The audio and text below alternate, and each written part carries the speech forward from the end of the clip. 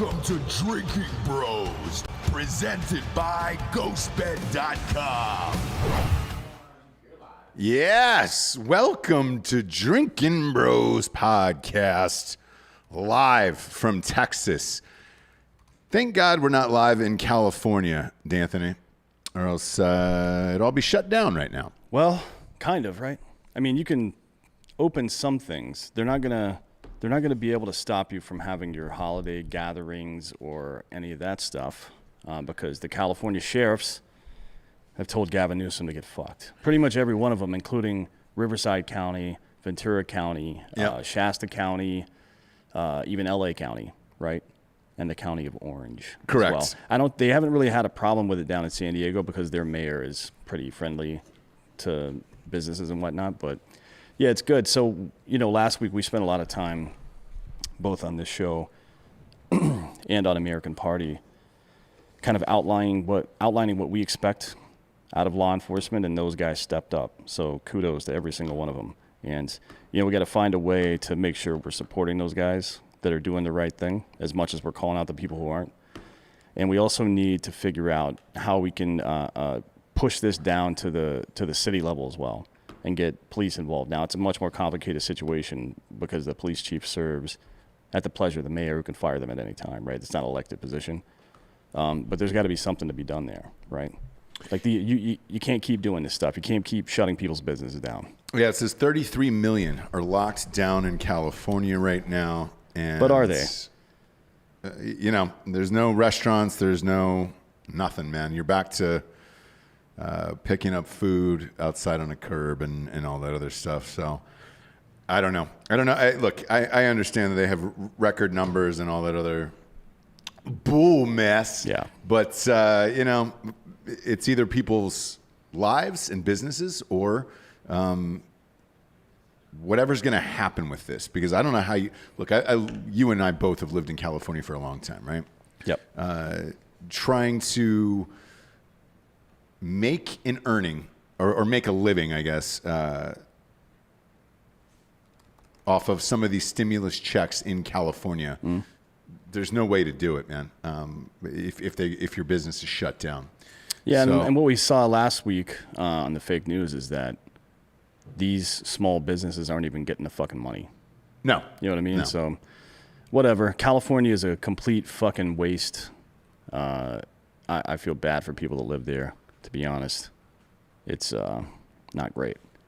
Great. And look, man, most of the residents there are having a rise up situation. Yeah. That rise up situation should have happened at the polls. Yeah. November 3rd. So. Yeah, you'd think so. I mean, I'm getting a lot of DMs, texts, emails, whatever, from friends of ours that are, wealthy celebrities in California that, some are conservative, some are progressive, and they all want out.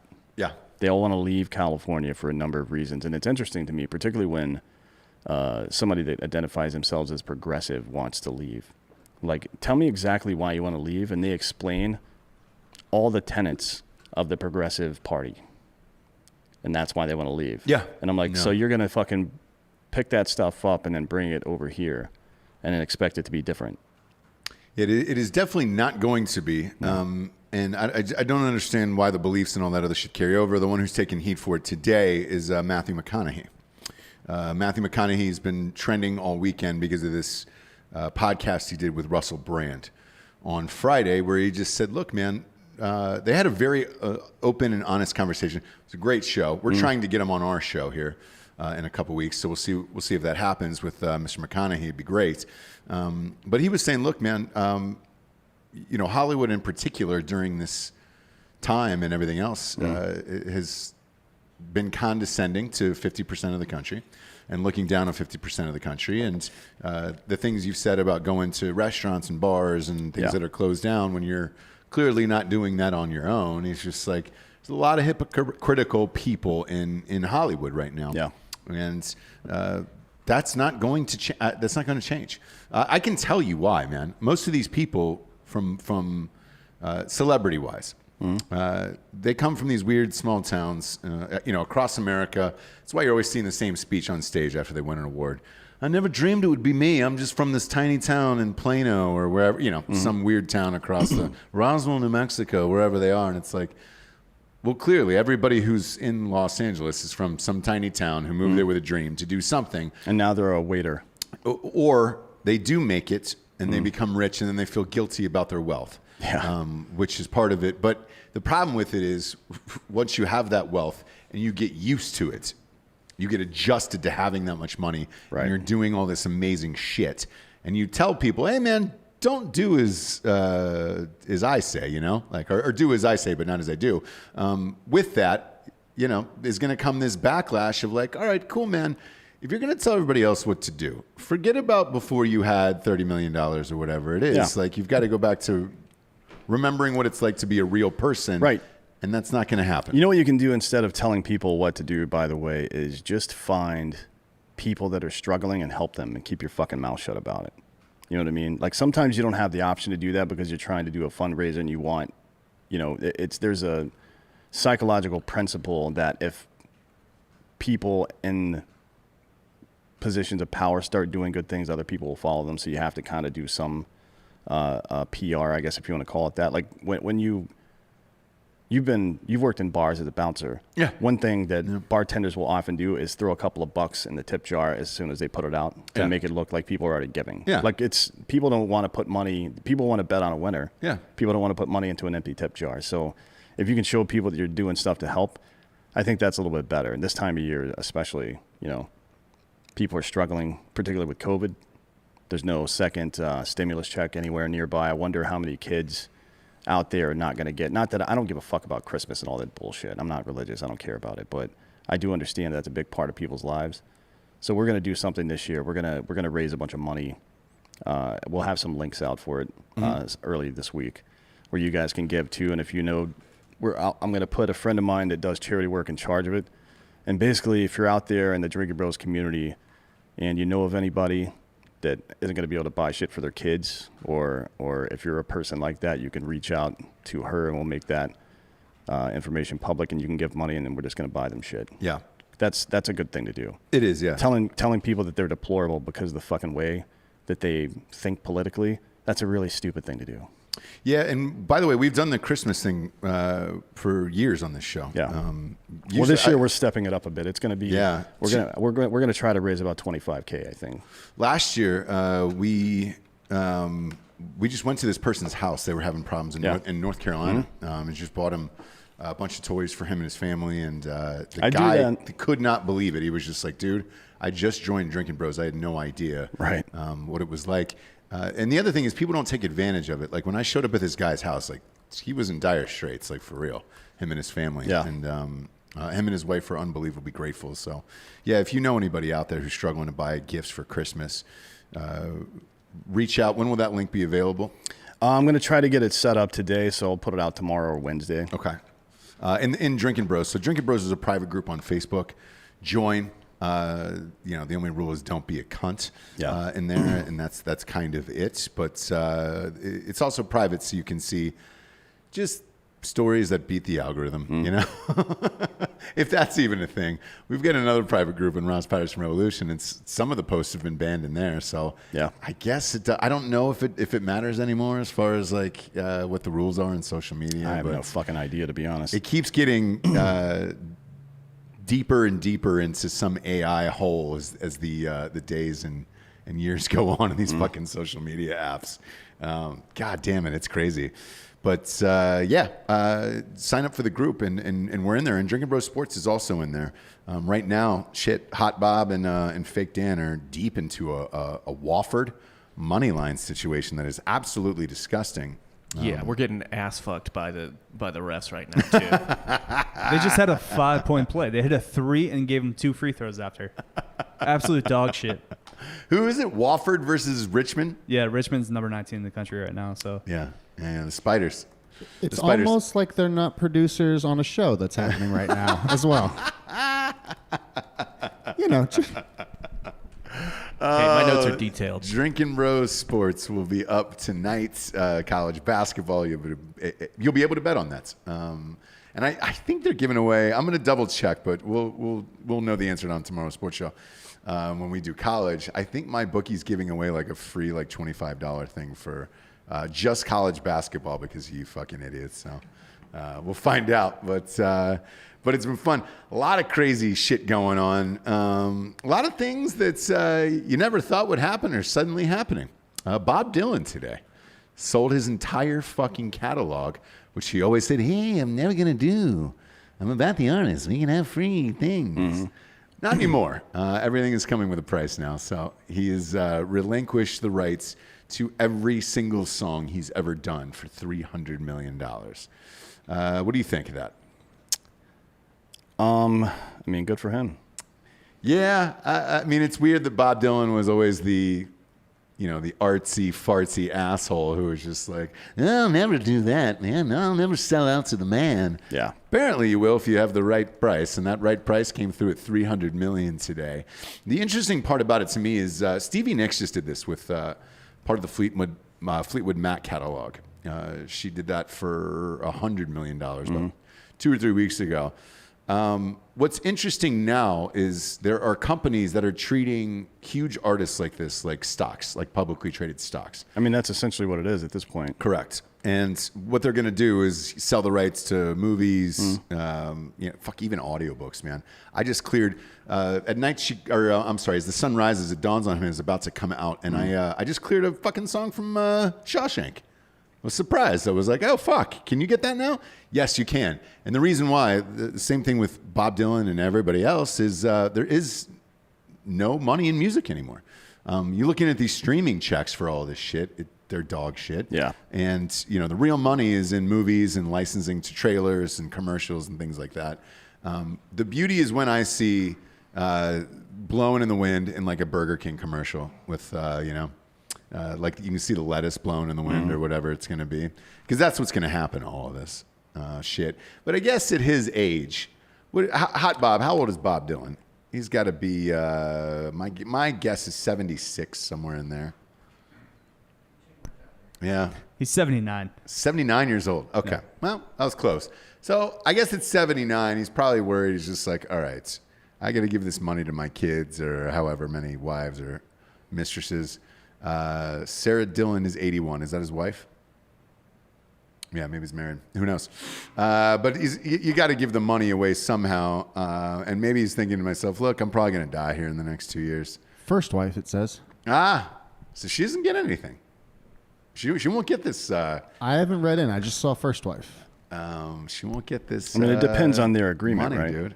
It says, they divorced in 77. Yeah. So you never know. She might have had a sweetheart like 40 Harrison years Ford later. Star Wars deal. Maybe. I doubt it. I wonder how that is now. But either way, homeboy cashed out at 79 years old for $300 million. So he's fine. He also could have left the catalog to Jacob. Remember the Wallflowers, dude? Jacob Dylan? That was a fucking huge album, dude. And I will not have you shame Jacob Dylan. One headlight. He's 50, huh? Fuck, dude. Oh, actually, he'll be 51 tomorrow. God damn it, dude. Everybody's getting old. We're all getting fucking old, I guess. Jacob Gallagher. I'm not, but he is. Or sorry, Jacob Dylan or Noel Gallagher. Solo. Boy, it's a tough one for me. I watched a doc with Jacob Dylan in it recently. Is he a D-bag or what? No, he was one of those guys who was just like, hey, man, let's put fucking arty people together and see what this music is. So he kind of went around and just recorded at his dream studios and songs for his new album and things like that. A very artistic project that nobody listens to or buys. But like, I thought that guy would have had massive mainstream success.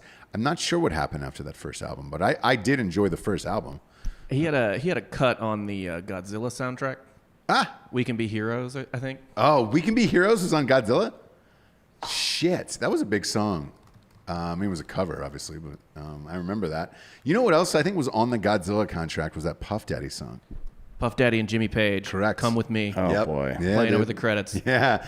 Dun-dun-dun, dun-dun-dun, dun-dun-dun. Like it was Led Zeppelin. And How do you let Puff Daddy get involved with the song Kashmir in the first place?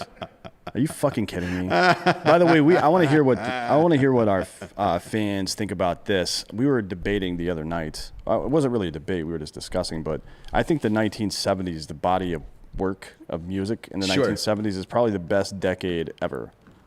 Right? I said 60s. You said 70s. Yeah, but all this, like the bands you remember that started in the 60s, a lot of their really big songs were in the 70s.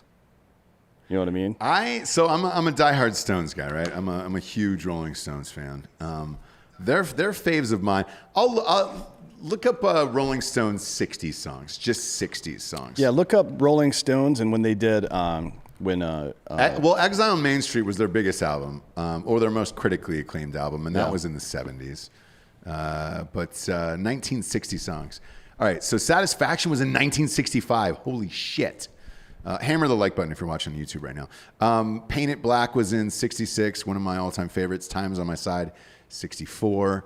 The Last Time was 1965. Out of Time, man, all these were 60s.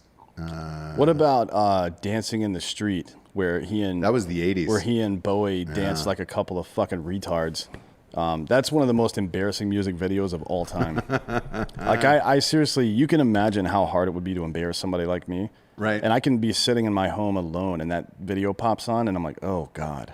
Yeah. I just don't feel right now. When that video came out, that was kind of when MTV had just started. So they didn't really know what they were doing too much. But yeah, look, the Stones is a tough one. They had so many great songs in the 70s too. 60s and 70s, they just torched the goddamn place. That's why they're my personal favorite band of all time. When were all the Zeppelin songs? Were those all in the 70s? I'll look, but mostly, yeah. Yeah. Most of Zeppelin was in the 70s, so I'll give you that. I'm also like a huge Skinner fan, obviously, and all their stuff was in the 70s. So it's a tough one. Because I like the Beatles and you hate the Beatles. I don't hate them. I just think my wife hates the Beatles. Their too. music is not very good. I mean, there were people during that time that were doing the same thing better than they were. Uh-huh. And, it's the Beatles is also two different bands. Yeah, right? Hang on. Go back to that other screen, not your email. Get your email off the screen. Led Zeppelin 1, their first album was in 1969, and so was Led Zeppelin 2. Both were in 1969. Whew. They had 4 albums between 69 and 71. Wow. And that was... Yeah, Zeppelin 4 is obviously the one everyone knows. Yep. Yeah. And 71. You're right on the line there. Well, that's what I'm saying. That was the premise of my whole argument, is that all these bands that we love from the 60s, most of their best work was done in the 70s. I mean, like there's some... Obviously, the Stones are older than some of these guys, so there's some outliers there, but... Right. Most of Dylan's shit was in the 60s, too. If you're a Dylan fan, a lot of people hate Dylan. And Hendrix was the 60s. Hendrix was the 60s, too, yeah. The weird thing about Hendrix, though, is he mostly did covers. Like, his best shit wasn't his. Like, Watchtower was Bob Dylan's, actually. Yeah. Star Spangled Banner. Yeah, Star Spangled Banner was Francis Scott Key. Way to go, Jimi Hendrix. You fucker. Way to rip off F Key, man. I'm a big F Key fan. 70s had Ozzy, though. Well, so did the 60s a little bit, but yeah. The 70s, Black Sabbath got big in the 70s towards the end. Yeah. And then Creed and CCR, dude. CCR was doing that as well. When was the Creedence album start? They were another band that was like that 60s, was 70s. During Vietnam, right? Yeah. Their big one came out. Jefferson Airplane. Yeah, man. Fuck. Creedence 68. First album was in 68. Yeah, but the one that made him famous, the one with Fortunate Son on it, which one is that? That was in 69, I guess, so. The album was Willie and the Poor Boys. Yeah, Willie and the Poor Boys. But that was 69, so that's right at the end there. So maybe 65 to 75. Yeah. You know what I mean? Yeah. I think that's your hot point there. You know, the fucked up thing about Creedence is Fogerty gets none of those. So if Creedence decides to sell their catalog, he gets not 1 cent because he technically didn't write the songs. But he gets all of his own stuff that sounds like Creedence, right? When he got sued for that, for sounding too much like himself? Yeah. I mean, that's a crazy fucking lawsuit. By the way, the crazier one that you and I talked about, Giorgio, on Ross Patterson Revolution, we'll talk about it today, was with these music rights and all this shit with Taylor Swift. Right. We were saying, how do you carve out a deal where you can just re-record your shit? The first song that she had came back, the new one. Yeah. Number one. Yeah, that she re-recorded. It sounds identical, and it's just like, all right, what the fuck, man? It's not going to matter if she puts that out to the world. People are worried that our song will no longer have her fake country accent. Maybe. Our song, Yeah. like she'll just sing it with her actual voice. Maybe, because she's older now. She was 14 then at the time. Yeah. So, with all these musicians, there is no money in music anymore. So I think you're going to see a lot more of these guys start selling their catalog like it's stock. And I understand it. I mean, shit. With the invention of podcasts, I got hit up the other day by Getty Images, which is one of the biggest. You know, Right. you see them for all this shit, and they're getting into licensing songs for podcasts, where it's just like, all right, cool. Spotify is already doing it now, where you can put music on Spotify and have a watch along and a listen along, and then the artist gets credit for the streaming in it. Yeah. But well, now that record companies are kind of going the way of the dodo, there's some smart people are trying to reinsert themselves as middlemen into this whole process. And Oh, yeah. but they're it's not dumb to do. It is kind of pathetic. yeah, Frankly, like you don't actually do anything. You're just trying to slide in the middle and take money out of two people's pockets at the same time. well, they're doing that with comedians and podcasts now. Yeah. So if you sign a deal with an agent or a manager and you do a podcast, they want 10% of those advertising and all that other shit. But Well, I'm fine with that, provided the agent is doing their job. I mean, that's how that kind of works. But it seems weird. Like, I guess it depends on how the deal's structured. But yeah. that would actually make sense to me, because I don't have time to go out and do all that bullshit. So if somebody's doing it for me, then I'm going to pay them. No, for they're it. not doing it. They're not doing anything. No, they're not going. They're not getting the advertising. So Oh, you're talking about they're making money on ad revenue that's booked after the fact? Correct. No fucking way. yeah, Not the a- one not a who raged chance, about my it man. was Bobby Lee. Bobby Lee went on a rant about it. Yeah, but from he's at a Tiger big Belly. agency, isn't he? He was. Was he was CAA or typical. something? Yeah, He it's was, very yeah. typical of that. And like your manager's going to get a piece of that too, because he gets a piece off your gross. But a podcast you're creating on your own, they're not doing anything for it. He goes through the example of it really, really well on his show. And he was just like, On man, Bad Friends? Yeah, he was like, look, if you're finding ads for me, fuck yeah, man, it'd be awesome. Or getting guests. Because he goes, I'm one of the biggest, podcasts there is. He's like, dude, you're one of the fucking biggest agencies there is. Why can't I just have the people that are here as guests on my show? Then that'll be worth your 10%. And they were like, no, we don't do that. But it's like you represent them. Yeah. What do you mean you don't do that? Yeah, I got into a similar thing with my agent manager before I fired them. I was just like, so you want a piece of this and then books that you have nothing to do with? No, that's not going to happen. Well, you made them after I represented you, so I get a piece of that. Crazy.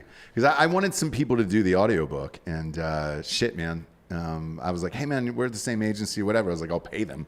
Can you do it? And they were like, no, it's too lowbrow. It's too lowbrow. The one that I listened to over the weekend was McConaughey. Speaking of McConaughey, I listened to Green Lights, the audiobook, and it is fucking fantastic. He is one of the examples I used when I sold my first book in 2014. I went in and I argued that I wanted to read it, and I thought actors should read their own shit, Yeah. and they wanted the British guy to do it. And I was adamant that Matt read his own book too. I was like, hey man, this is what people really want. And it was so foreign to them. They were like, I don't understand why not just get the British guy, whatever. And I was like, well, if it was about the person, it would be better. And I actually used McConaughey as an example in that because I could do the impression. Yeah. When I was in that meeting, I was like, imagine Matthew McConaughey reading his own audiobook. There I was, man, playing bongos, doing fucking God's work, And they were like, I was like, wouldn't you rather listen to that versus the British guy? And they were like, I don't know. And then when you listen to his audiobook, it is the greatest goddamn thing ever because it's McConaughey reading his own audiobook. You definitely want, of all, like, imagine Morgan Freeman writing his biography and not reading it himself. That would be completely unacceptable. Yes. And by the way, so that just happened too. So I'm a big book guy. I like to read a lot or listen to audiobooks whenever I can. The one that fucking shattered my dreams was Stephen King. So I got the new Stephen King thing, and I was like, awesome, man. I'll pull up the fucking audiobook, and it wasn't him reading it. And I'm like, I know what you sound like, dude. I want to hear Stephen King read his own fucking audiobook. This doesn't make any goddamn sense to me. It doesn't.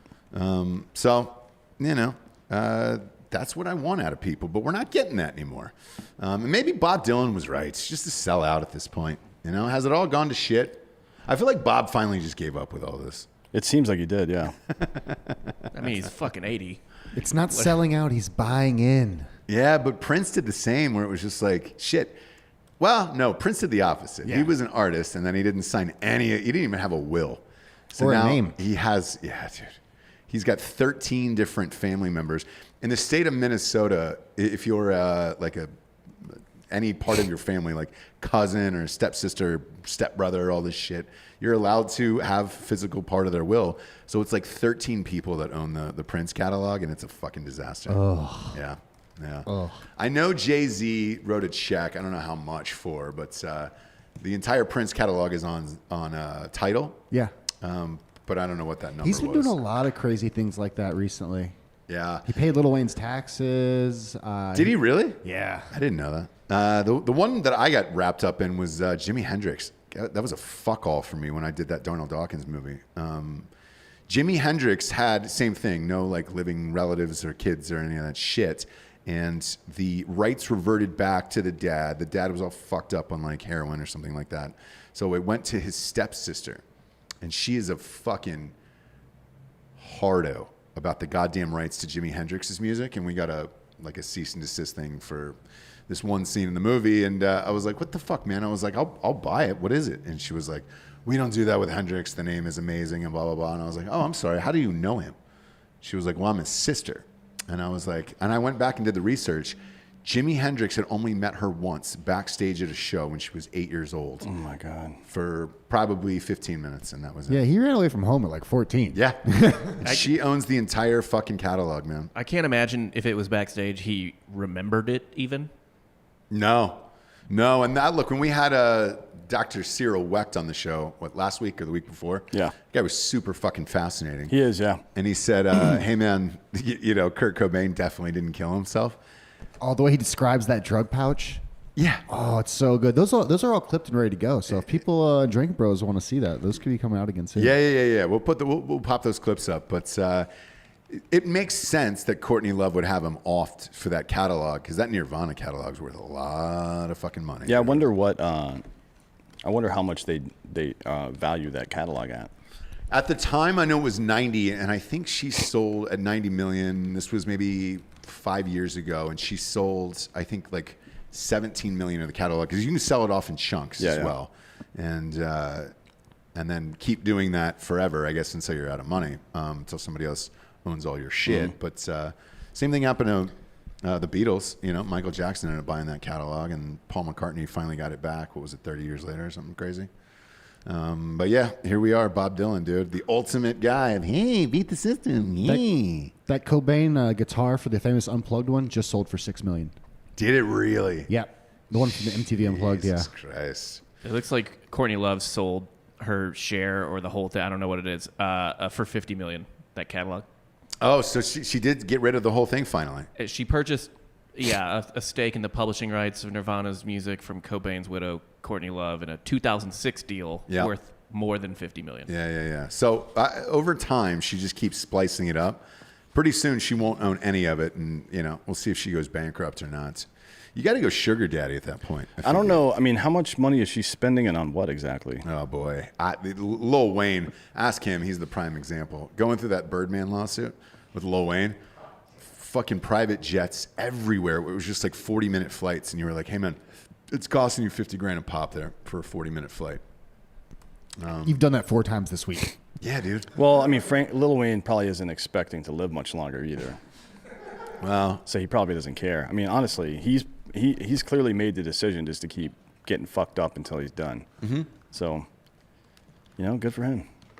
I guess I don't know what to say about that. He's living his life, man. Yeah, dude. Look, we decided to do a wild show today because there was a lot of people just living their fucking life right now.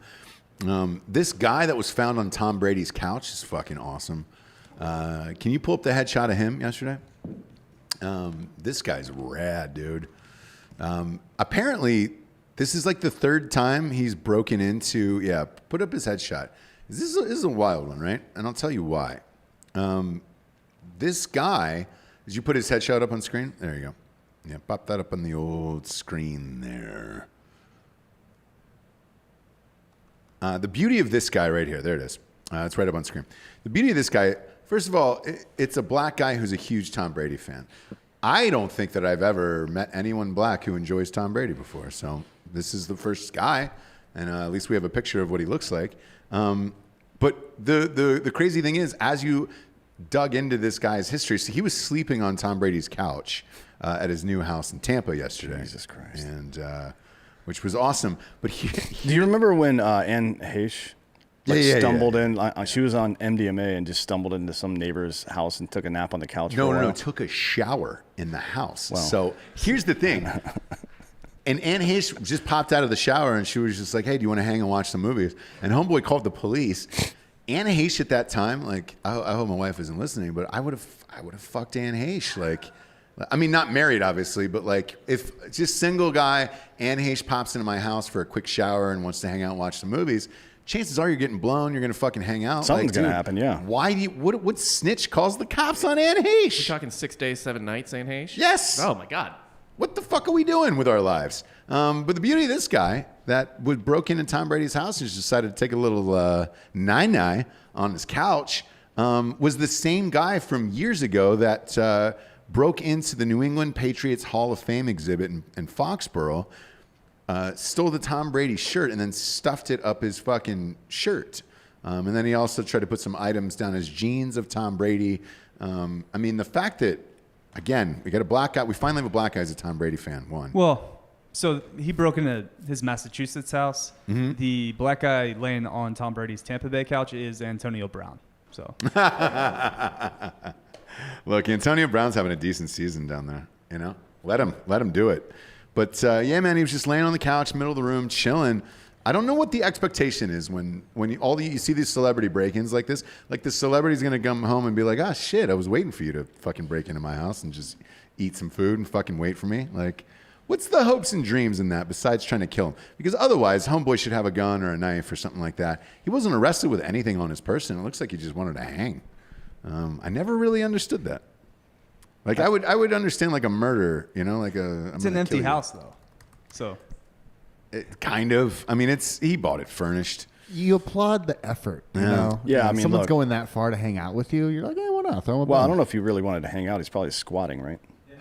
I don't know, man. Did he even know who Tom Brady was, or did he just find a T-shirt and pick it up? So he's a definite, like, he's been arrested for 3 other Tom Brady related crimes, stealing the jersey and all that other shit. So clearly he's a super fan, which is fine. Tom Brady related crimes. But sleeping on the couch, man, like, there'd be more things I want to do. So if I was like Tom Brady's super fan, I'd probably like put his boxers over my face and jack off or something crazy. Like, well, Ross, this wasn't just a nap. He definitely fucked that couch first. But he would say that there's semen on the couch. Like, they would tell you that in the story.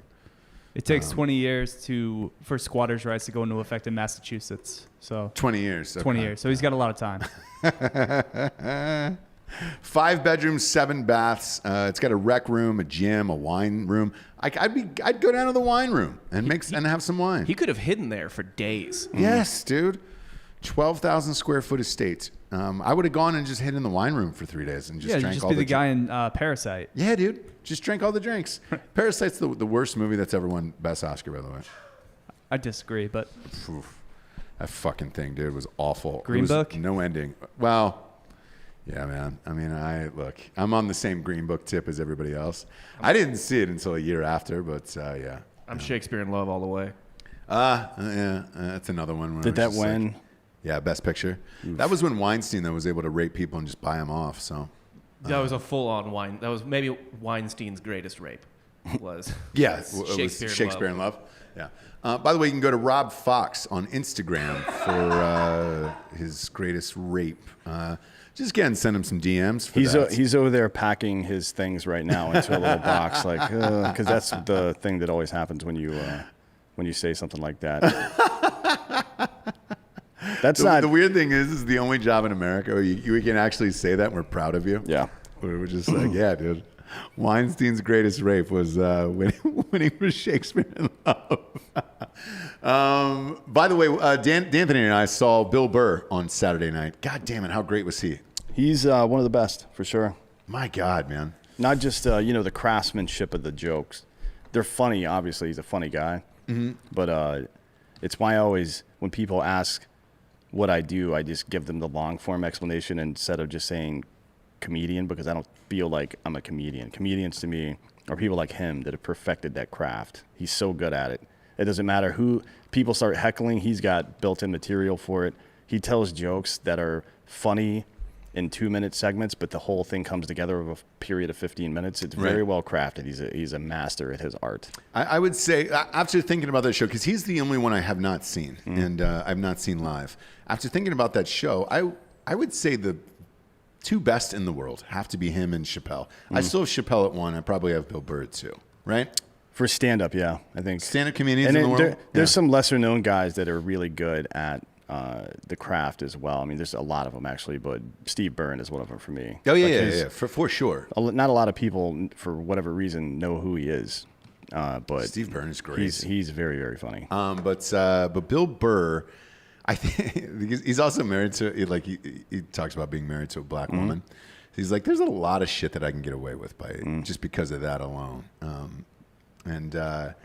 Yeah, man, I really enjoyed that show. I highly recommend it. I know he's playing like at different weird venues all over the country. Yeah. So if you get an opportunity to go see him, definitely do it, man, because the guy is amazing.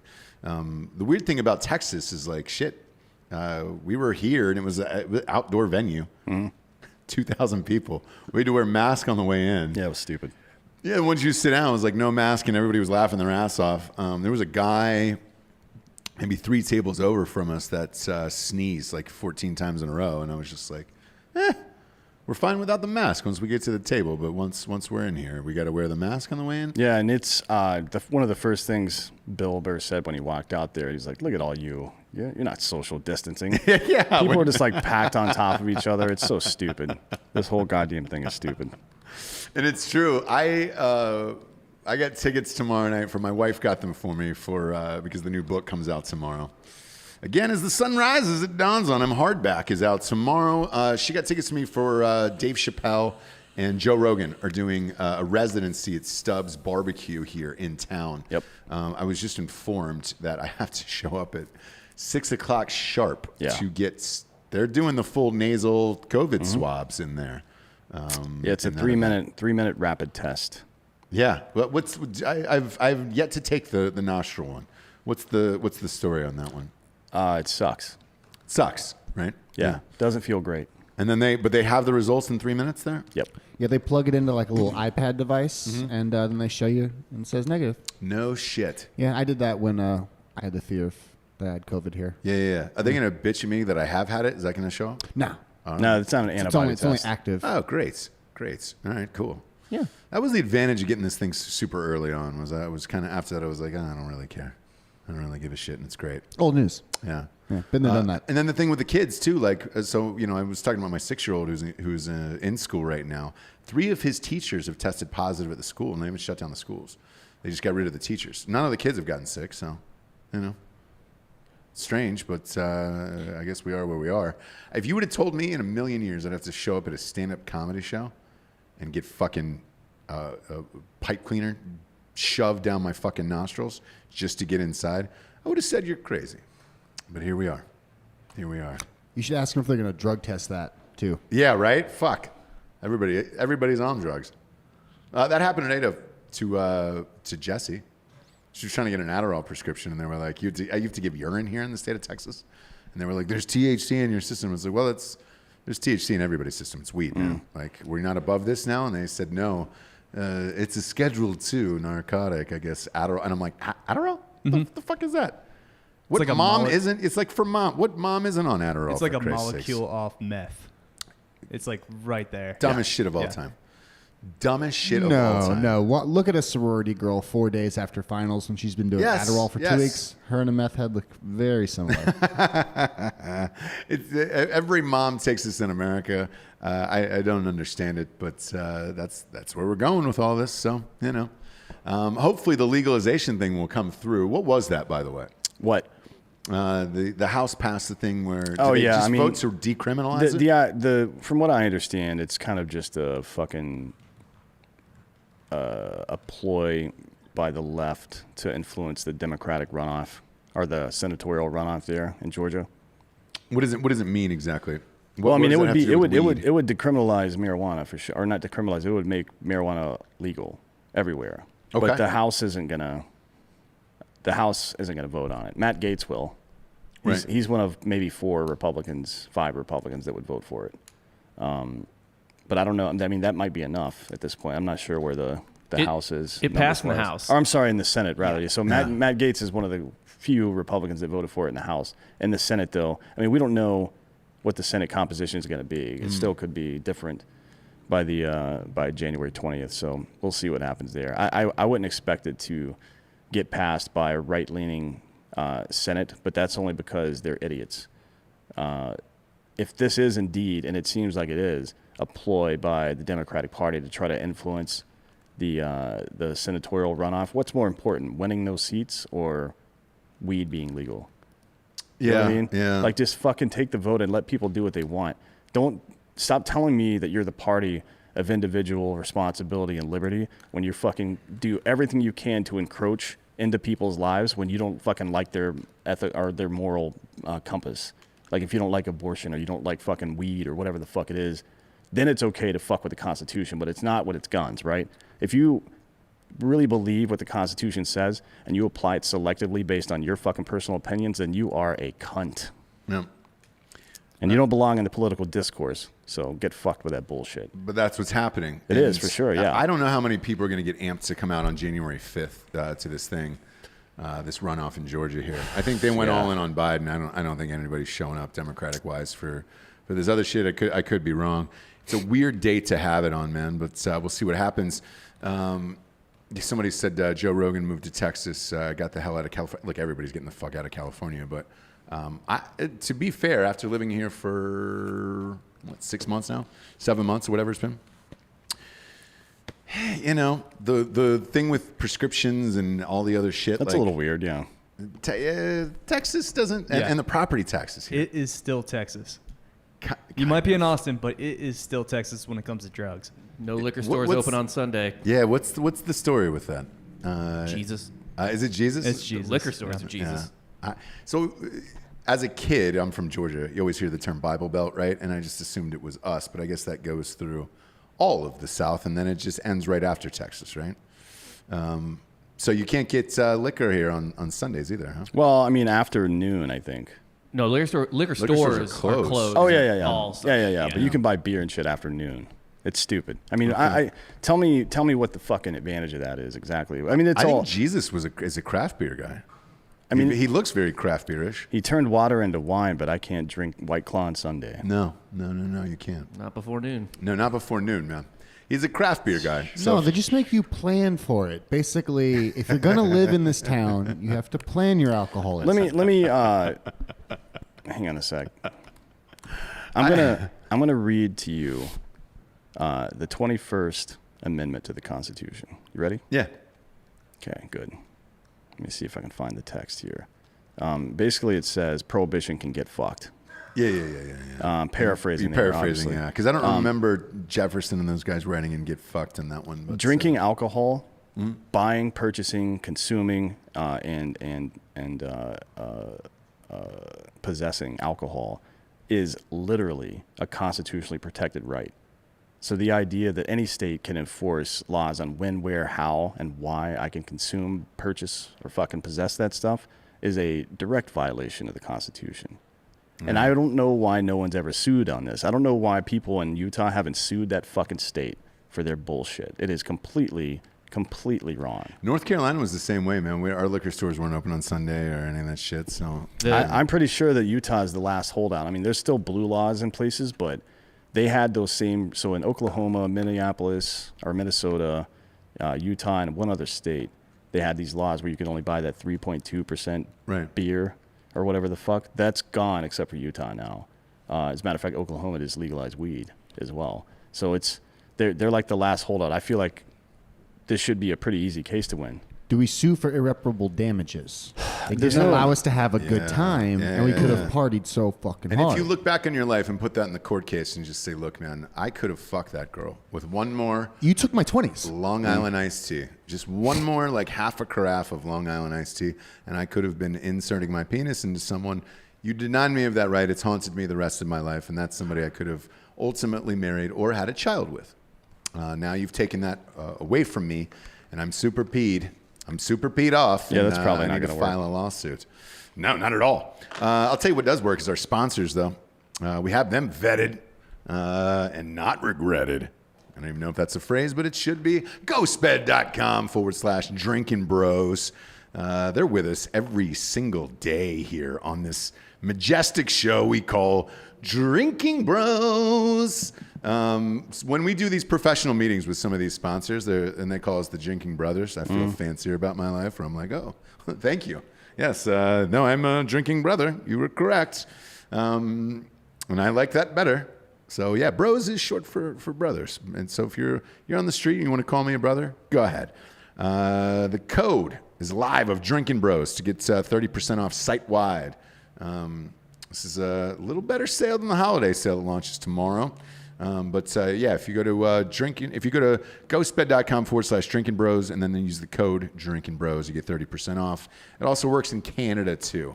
They wanted me to let you know. So I was unaware of that. That Ghostbed is in Canada, but good on them, man. Those people need Molsons and they need ghost beds, dude. Let them drink. Let them drink and sleep. Go to ghostbed.com/Drinkin Bros where you can get some bundles. The mattress is the #1 seller, the adjustable base, man. The Ghostbed Luxe is what I sleep on. It's the best. And as always, they got a 36-month pay-as-you-go program, no interest at ghostbed.com/Drinkin Bros. So go there and get all the deals, dude. They're wide open. And I think they're going to do it for most of the holidays, to be honest with you. Because there's a lot of shit popping off there. Next up, D'Anthony, liquidiv.com. I'm drinking it right now as we speak. Yeah, I drink a couple of those a day. I have to because I live my life like tomorrow is not coming. You know what I mean? Probably not. And somebody told me once, you can't count on tomorrow. You have to live your life today. Yeah. And then I went to war for a while. Like, yeah, that's right. I mean, people die all the time. And I've decided that I'm not going to care about that. Right. Right. Like, I feel like you can decide not to care about things, but I still have to function and do stuff. So, you take supplements, right? You have to. Liquidiv.com. There it is, kids. It's just a little paper pouch. Boom. Goes in the drink. Double hydrates you, like fucking immediately. If you're hungover, this is the best shit in the biz, dude. La Doc says, I live my life a quarter mile at a time. I actually live my life. That's what I was going to say. I live my life on an eighth mile because I don't want to go the full lap. Sure. I go half of one lap and then I walk the other half of the lap. Right. You know what I mean? Because I'm not putting that much effort into anything. No. But I do still need to stay hydrated. I felt dehydrated. I was up for, God, I couldn't sleep one night because I was working on something. I just couldn't get my mind off it. So I just typing all night. Then I try to go to sleep at 5 and sit there like an idiot and never go to sleep. But the next day I was just felt shitty and dehydrated all day.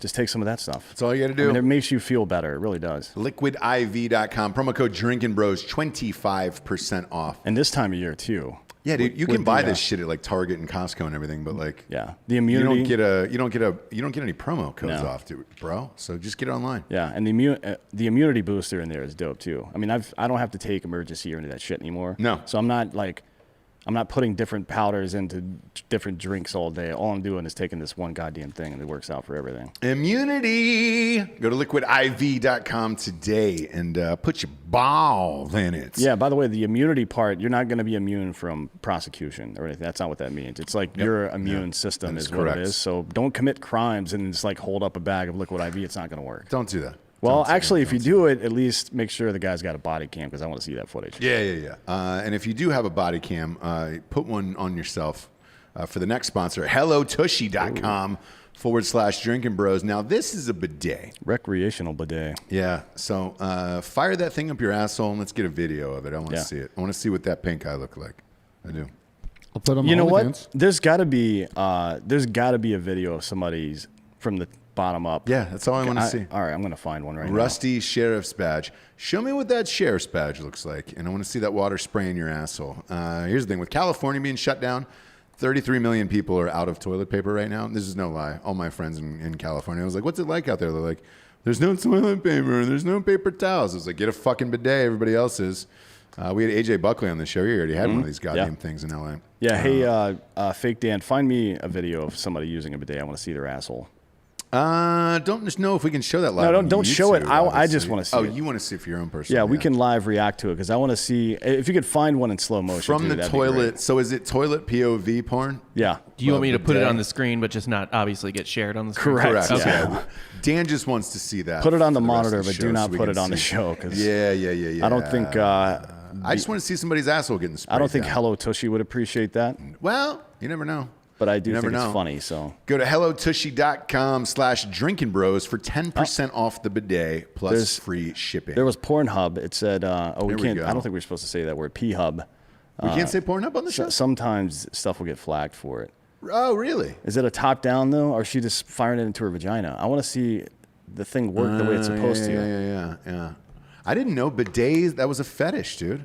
Everything is a fetish. It's called Rule 34. Can you get off from that? Can you get off from a bidet? People- Giorgio's saying yes. Well, I mean, if it's blasting up in your prostate, maybe. There's a girl that's got her pussy over one. Oh, well, women get the fucking detachable shower head and blast themselves out all the time. What's the difference? I guess, but that'd be a lot of. You'd have to flush that toilet a lot, right? Or does it? How No, long it's does it's a little dial on the side. You just turn it and the water stays on. That's great. Yeah. I've already installed dude. mine. That's how I know. So what My you're saying butthole is- is immaculate right now. Yeah, so what you're like you can saying see every is- crease, every line. Yeah. You can see my soul Every- in there. If you stare deep into my butthole, because that's where the soul is. Everybody knows that. Go to hellotushy.com/Drinkin Bros. 10% off and free shipping. I was unaware how many bidet videos were on Pornhub. By the way, the government is currently going after Pornhub. So if you're a big Pornhub fan, you might want to start stashing away your faves. Yeah. They're having a rampant problem, I guess, with underage nudity on there, which isn't a shock. Everybody's uploading their own shit these days, you know? Yeah, it's just there's always one bad apple that ruins it for the rest of us. Yeah, but I mean, they're gonna have to bypass Section 230 somehow because it's a fucking user-generated content site. You know what I mean? Like that's a complicated fucking thing for the government to try to prosecute. It already happened already. It's happened a number of with, times where people have had to censor things. What website did it fucking kill? Everybody was just using it for porn. You could say Tumblr. Tumblr, yeah. So Tumblr got nuked for the government from that, and that was it, man. They had to take down all the porn aspects of it, and now nobody uses Tumblr anymore, and it's invisible. That's all it was there for. By the way, Dan, there's nothing of what you're looking for, so that's a real gap in the market to fill. Yeah, Giorgio, we'll get you one As of these. far as what? Butthole porn. No, well, that's not true, but we'll get Giorgio a fucking a Hello Tushy. Yeah. And then you can fucking rig a camera up in there, and we'll do it that way. Yeah, I'll make Oh. that porn. I watched a video of a cat try to get the camera from inside a Pringles can. And I Yes. think it would be kind of like that. Yeah. Well, you already have an OnlyFans account, so we can just go to just Giorgio, and you could. Yeah, I'll get a little GoPro. What It's do you, are you gonna waterproof. put a waterproof GoPro in there? Yeah, so Yeah, why the not? stream shoots right over into frame, all I'm cinematic. sure Hello Tushy would be amped about it. Yeah, like it's put a ring light down there. Yeah, in the toilet bowl. Yeah. Yeah. Because you want your asshole to look nice on camera, obviously. Yeah. Well, of course. Yeah. So many get that waxed. Hey, if you gotta Well, get that beehole waxed. yeah, you got to do something about that. Yeah, you do. Yeah, I'm a little hairy. You're Greek, right? Yeah, It's disgusting. Very Stamos. Greeks are identical. I don't want to twins. be racist or nothing, but Greek people are fucking disgusting, dude. Are they? No. I enjoy their food. Well, Mediterranean diets are very good for getting Getting rid of what do you call it? olives. Prostate cancer. No, motherfucker. Well, that might be something. It's good for Greco-Roman wrestling. No, the Mediterranean diet. I can't think of the word. It's good for something like inflammation. It gets rid of inflammation in your system really well. Oh, really? Yeah. So if you have arthritis and shit like that, it's a good diet to go on from time to time. Yeah. I'm a big fan of Greek food. Greco-Roman wrestling. As soon as I said it, I was like, well, that's Rome and Italy. Right. That definitely isn't Greece. So I want to pat myself on the back for fact checking myself. Same thing though. Live on air. Last but not least, buy raycon.com/Drinkin Bros. Finest wireless headphones in the business. If you go there, you will understand what I am talking about. These little guys just pop in a case. It's super tiny and looks like a size of a Tic Tac case, essentially. Charge up, lasts for 6 hours. They go through a lot of grounding and pounding. Ray J is the owner of that company, which is crazy, man. You would never have guessed that in a million years, but that guy has his fingers on the fucking pulse of everything tech-wise, and he's in all those goddamn companies. He was in Bird, too, man. Who knew Ray J was going to make dope shit and be rich as fuck? But he is. These headphones, I love them. Yeah, they're the best. The goddamn best, man. I mean, he helped launch the Kardashian empire. He did launch the Kardashian. He launched all that shit with his dick. Yeah. He's the best, dude. These headphones are the best. I fucking get it. And say what you want to about Kim. She sucks dick pretty well. Yeah. I enjoyed the video. I enjoyed it. That's a positive thing. She fucking turned. Anybody that hates her, and look, they're annoying as fuck, but anybody that hates her probably either is on OnlyFans or has a subscription to it. She just shut the fuck up. Yeah, you know what I mean? Exactly. Let her live her fucking giant fake ass. Like, by the way, somebody, I don't know who it was we were talking to the other day. Was it, I don't remember who it was, but they were talking about how when Kylie or one of the younger ones has a child, it's going to pop out and be like, look nothing like them because she doesn't look anything like what she did 5 years ago. Correct. So that's going to be pretty weird, right? Well, they've all got kids except for Kylie's the only one left, right? If you're out there, man, I've gone on a Kardashian rant before, but there's like a wide internet rumor that she's a lesbian. Like I have several lesbian friends that are like just come out already. In that family, you would think they would have. One of them's got a flip, right? Well, Kendall's the one without the kid. She's the model. You would think that she would have come out in that family, right? I mean, they've got a fucking a dad that's not Bruce. That's not a dad. Yeah, anymore. Bruce Jenner, dude. I'm a big fan of Bruce. What do they call them now? I call him Bruce Jenner, the Olympic champion. Still, Caitlyn. But, Caitlyn Jenner. Yeah, you can call her Caitlyn. And go to Raycon, buyraycon.com/Drinkin Bros for those headphones. You get 15% off there. Christ. We're probably going to have to redo that ad at a later date, but that's fine. No, we did it yesterday. I think they're fine. I love the headphones. I don't really give a shit. Go to buyraycon.com/Drinkin Bros today. Here's what I would be trying to do, because Kendall's the last one, right? She's the last Kardashian left. She's the second youngest daughter, but the only one not to have a baby come out. Don't pull out, man. Find her. Don't pull out and hope for the best. You're set for life, dude. Yeah. If you're a dude in this life, she has a type though. It's called an NBA player. Well, the whole family's got a type, and it's called African American. We're not them. We're all white people who didn't have a shot at this. What if I send? Actually, the one Courtney is. She likes honkies. What if I send her? She killed Lamar Odom. What if I start taking a bunch of pictures of me in blackface and sending it to Kendall Jenner? Oof. You think that'll work out? Nah, probably not. Probably not. There's a guy on Instagram, by the way, Kirby Jenner. He made up an Instagram name named Kirby Jenner, and he photoshops himself into every Kardashian pic. Can you pull that up? The brother is so good. And I thought for sure, I was like, man, is this a brother that we've never heard about? Because the photoshopping is so good. The photoshopping is so fucking good on this guy's site that it's like every single thing they do together. Yeah, put it on screen. He will do it. And to spend this much time and money on just your Instagram profile that you don't know if anybody's going to see it or not is crazy to me.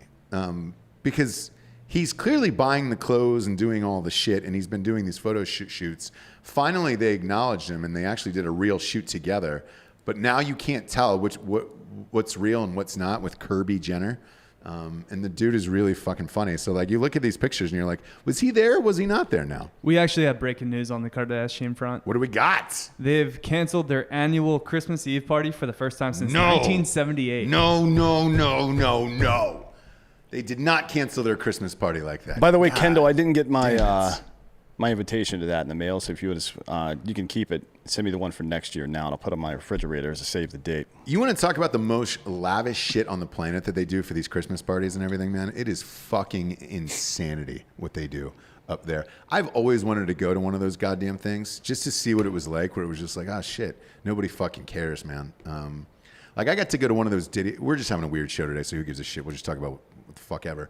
I went to one of those Diddy white parties once, and I was like, can you really do anything that you want there? I'm going to be totally fucking honest, man. It was the greatest goddamn party of all time, and he bought white carpet for this event. I I was like, somebody had spilled something on the floor, and they had said something to him because he was right next to me. And they go, "Oh shit, man, I'm super sorry. I spilled this on the white carpet." And he goes, "Motherfucker, I paid for this carpet. Ruin it. And he's like, "What?" He's like, "Yeah, we're throwing the carpet out after. I don't give a fuck about the carpet. Ruin it." And he took his drink, puffed at it, and just poured some right on the fucking ground. And I was like, Hennessy. He just poured it right on the fucking white carpet. And I was like, "Oh shit, it's that kind of party."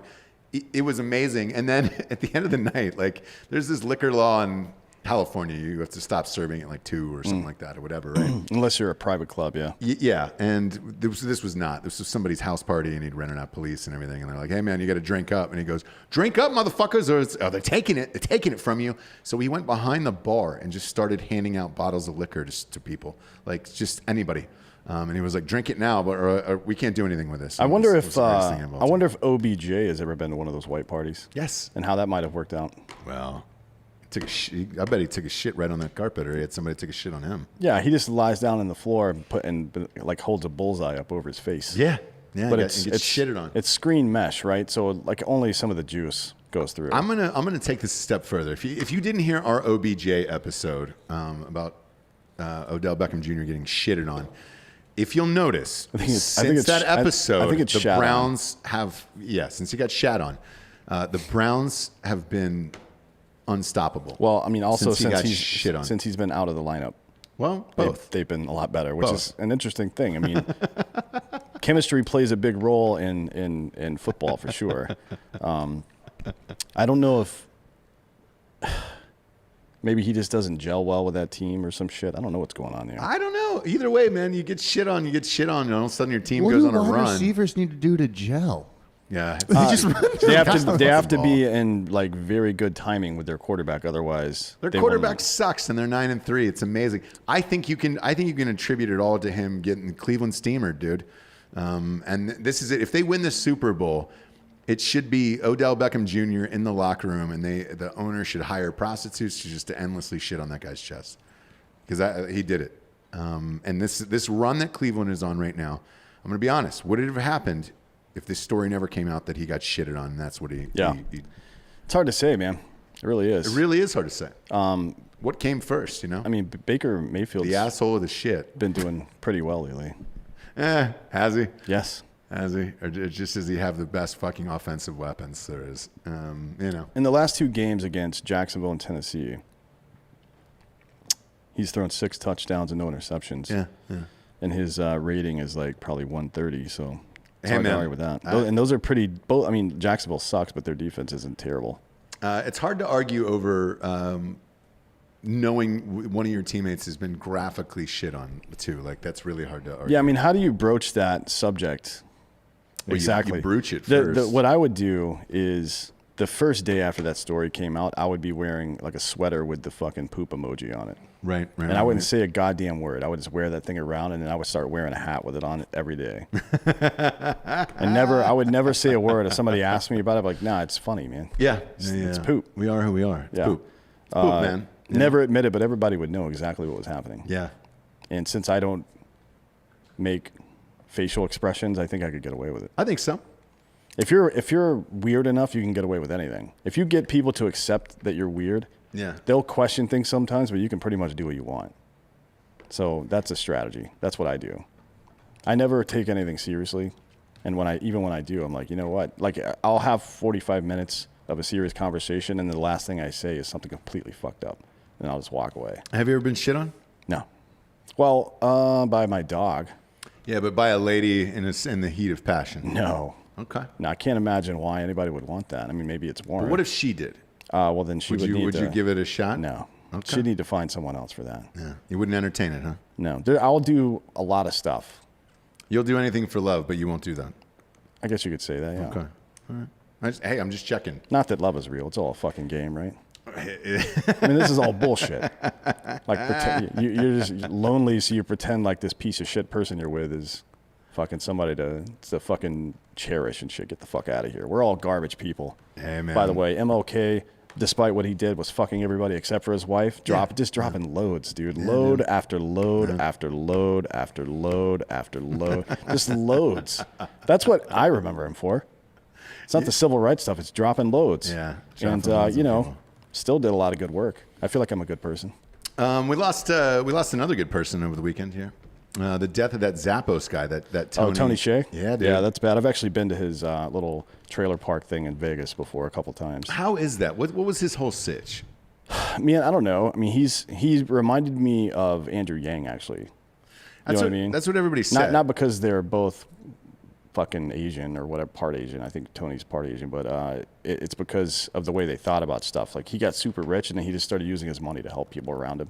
He's very charitable, and he built that thing because he wanted to build his own little community inside. Like, he liked being in Vegas, but he didn't like all the Vegas bullshit. So he built like what is essentially a trailer park, but it's all shipping containers. Right. It's like Connexes and shit. And there's a big one in the middle where it's like a shared laundry room and shit. It was weird. Yeah. And there's a lot of them where the whole inside is like murals and stuff. There's some cool shit there, but it's pretty crunchy. It's not Chaz Chop. Anybody can come in and go out. They're like really friendly. You can go. There's a lot of people on mushrooms there. Come on. Well, so the reason why this one's so weird is he died in this from injuries suffered in a house fire, right? Yeah. Yeah, it was sad. And here's where it gets strange, right? So Jewel, the singer, who I had a huge crush on, by the way, as a youth, for whatever reason, man, like the snaggletooth never bothered me, and I was still a Jewel. The accent was so hot. The whole thing, whatever it was, and the yodeling. You pull up Jewel's yodel videos, like you're all in. I was a big fan of Yodel Boy too at Walmart as well. All of those mixes that I have of his, I'm a big fan of that kid's as well. I don't know what happened, but apparently they were working together maybe 3 or 4 months ago, her and Tony. Yeah. Tony Hsieh. And afterwards, she sent him a letter, like a personalized letter that just said, hey, man, I think drugs have gotten a hold of you and you're too far down the fucking rabbit hole. You don't have any friends left that aren't on your payroll, and that's a problem. And I guess she was super fucking honest and blunt with him here. How about Tony? Yeah. Yeah. And like people were wondering, did he kill himself in this house fire, like intentionally? And I don't know the answer to that. Who knows, man? I mean, we talked about this after Kate Spade killed herself last year. I think it was last year or earlier this year. Mm-hmm. It's hard to say. 2020, I can't even remember what happened this year or last year. But anyways, just because you're wealthy and successful doesn't mean you're not fucking severely depressed or whatever. You know what I mean? Mm-hmm. Particularly, I think having all that and then still feeling like you're isolated and that everybody's around you just because they're trying to milk shit off you is probably not a good feeling, to be honest. It actually says he died in Connecticut, so I was incorrect in that. The house fire was in Connecticut, where the medical examiner did rule the death an accident. So, you know. Either way, it's still sad. He seemed like he's one of those guys that got super rich and decided to like use his money to help all the people around him. But he did have a fucking bestseller called Delivering Happiness. It's weird that a guy that was that unhappy dies from that. Is it? I mean, after writing a book about it, it's kind of weird. Well, I mean, look, any because he sold Zappos for $1 billion. Yeah, if people are happy with $1 billion. Whenever you see a woman on Instagram post like this super long inspirational quote, that means everything in there is stuff that's bothering her right then. Right? Like if she's making some big fucking thing about how well her marriage is going, her marriage is about to end. Right. So that's, I'm saying that for all you dirtbags out there that are trying to slip into DMs. That's a good bellwether. But anyways, when people write these self-help books, it's because they are struggling mentally and they're trying to express, they're trying to express some good version of the world out there, almost like trying to speak it into existence so it'll become true for them. It's not a sign that they're mentally healthy. Yeah. Mentally healthy people don't do things like that. They fucking enjoy their life. They don't talk about how they could enjoy their life if they only did these 3 things. Sorry.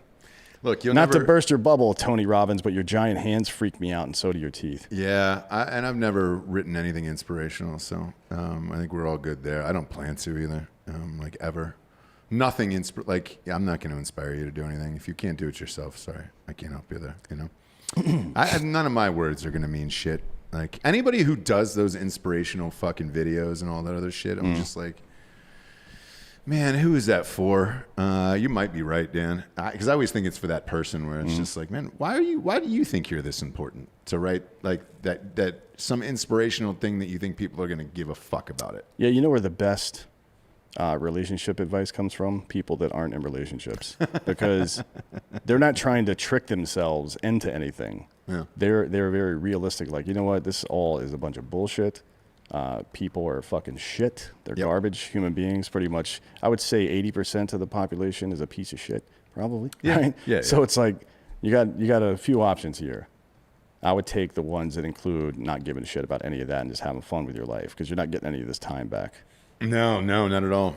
Not at all. Hire slow, fire fast. That's a good principle from Ray Dalio. You know, slowly let people into your lives, and as soon as they show you they're a piece of shit or tell you, Right. if somebody tells you, hey, I'm kind of a dirtbag, man, believe them. Yeah. Because they're saying that because they want you to accept it. So later on, when they do dirtbag shit, we're like, well, I fucking told you, man. Hell yeah. Yeah, my motto was breathe hard, fuck tough. Yeah, breathe hard to fuck Always tough. has, and everybody knows that. Yeah. Everybody knows that about me. Another crazy story that happened over the weekend was this female boxer who fucking murdered her husband, just beat him to death. Like, you always wonder, all right, cool, man. Could a girl actually beat you to death? Turns out she did. The dude was 61, so that's kind of unfair. Well, how old was she? She was 34. She's a 2-time world title holder, and she beat her 61-year-old husband to death. Arrested in Switzerland. Yeah, dude. Vivian Obanoff. Yeah. Wow, good for her. I was actually disappointed to hear that she didn't do it with her hands. Oh, was that not it? She used a blunt object. That's the next thing I was going to ask. Yeah. God damn it, dude. We were talking about this before. Because before you guys got here. could a fucking 30 no, I'm not talking like jiu-jitsu or something like that, or like some martial arts, but could a boxer beat you to death if you were a man, a female one? And I thought we had our answer. I guess we don't, huh? I still think yes. I don't know, man. She might have to. I think it would take a sucker punch. Like, she might have to put one in his temple when he's not looking, and then go from there. I think you'd be able to cover up and get out of there if it was a woman, right? But I mean, you're 61. I don't know, man. Is that old or not old? It depends. If she caught him good the first time and he was unawares, I mean, I talk about this all the time. Yeah. The knockout punch is usually not the hardest punch. It's the one you don't see coming. So, you know, if she caught him with one of those, but then why pick up the blunt instrument? Maybe it's just easier. I don't know. I just go elbows. Yeah, you go elbows with that, huh? You can do a lot of damage with your elbows without really sustaining any damage yourself. I want to see a knockout though of like a female boxer. Yeah, a 61-year-old dude, and let's see if he fucking dies. Like, that would be great. If we're gonna do all this pay-per-view shit, that's becoming the new rage. And you know where I'm going with this, because they just announced that Floyd Mayweather is going to fight Logan Paul in February, which is Black History Month. It is not a fight. It is an exhibition. Yeah, but somebody's getting knocked out, correct? Yeah, like Well, you're allowed to knock people out, right? No, Paul can't knock him out, and I don't think that Mayweather can. When's the last time he actually knocked somebody out? Well, he knocked out McGregor, so he TKO'd McGregor. It's different. Yeah. Well, knockout. Either way, No. I think it's TKO. He hasn't had knockout power in fucking 12 years, I think, to be honest. Like, he lost something in his knockout power at some point. He's just the best technical boxer that's ever existed. Right. Like, nobody's even close to him technically. Is there any way that you dirtbags bet Logan Paul money line?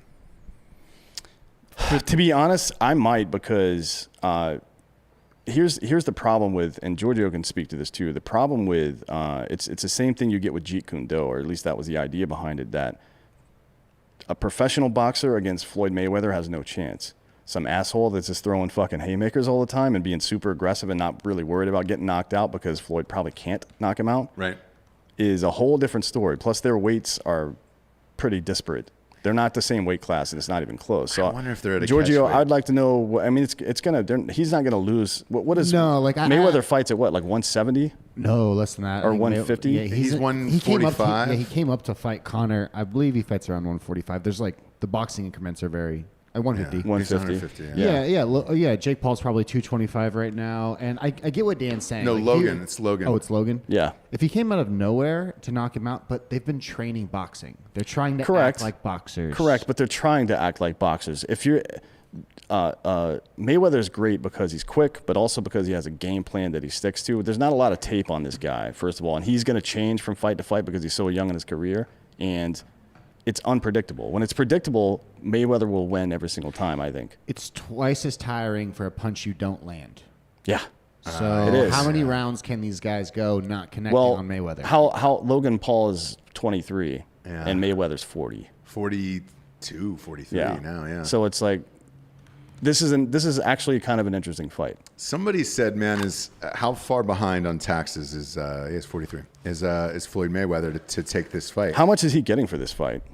So here's what we'll dig into. So we talked about the death of movie theaters on the last show.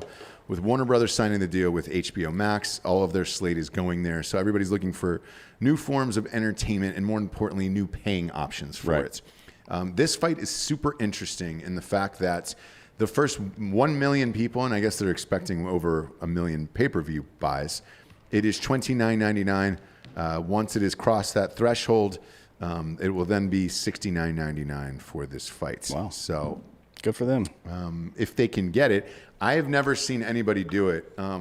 We're going to buy it because, let's face it. Why is he fighting Logan versus Jake, though? Because Jake does have the better professional record. Well, he's 2-0. Logan is 1-0. So. Yeah. No, Logan lost both those KSI fights. No. It was one was a draw, I think. Right. Yeah. Yeah. And then he won the second one. Yeah.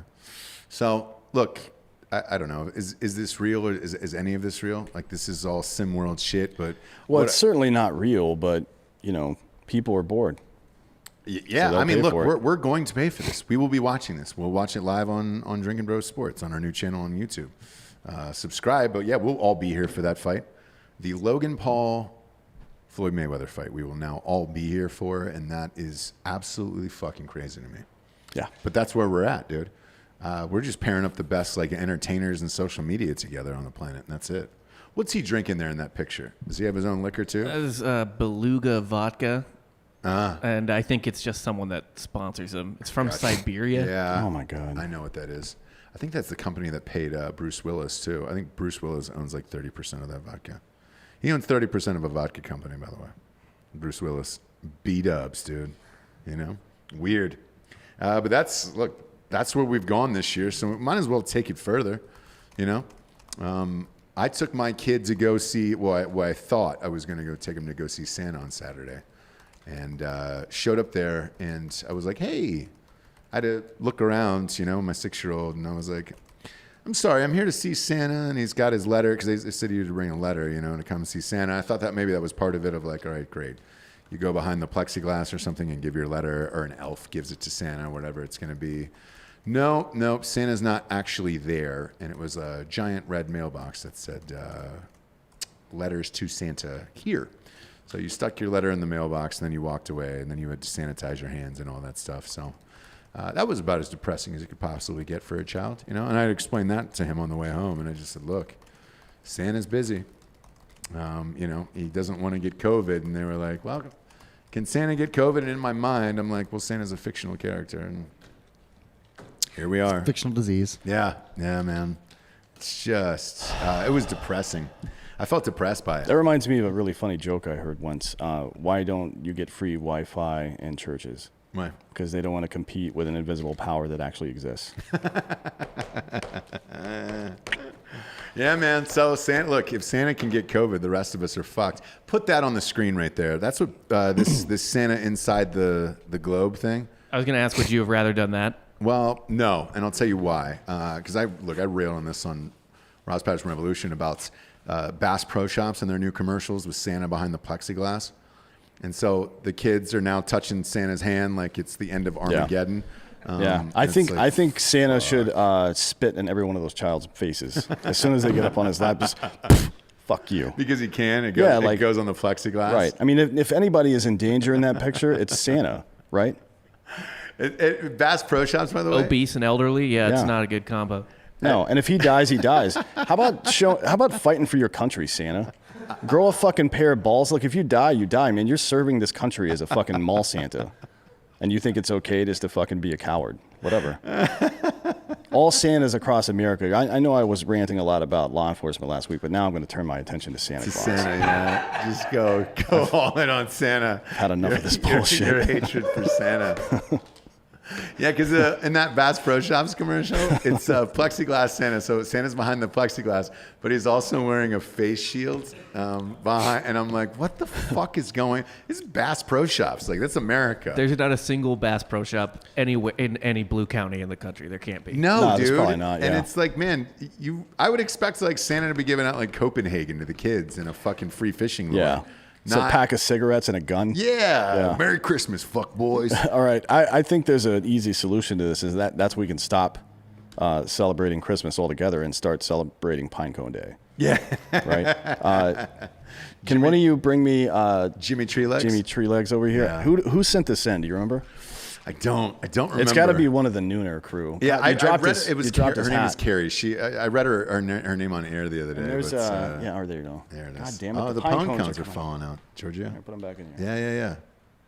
So what happened? The story behind this is I came up with a fictional holiday because I was tired of every day being something like Happy Dog's Day or Slurpee Day or Secretary's Day, whatever the fuck it is.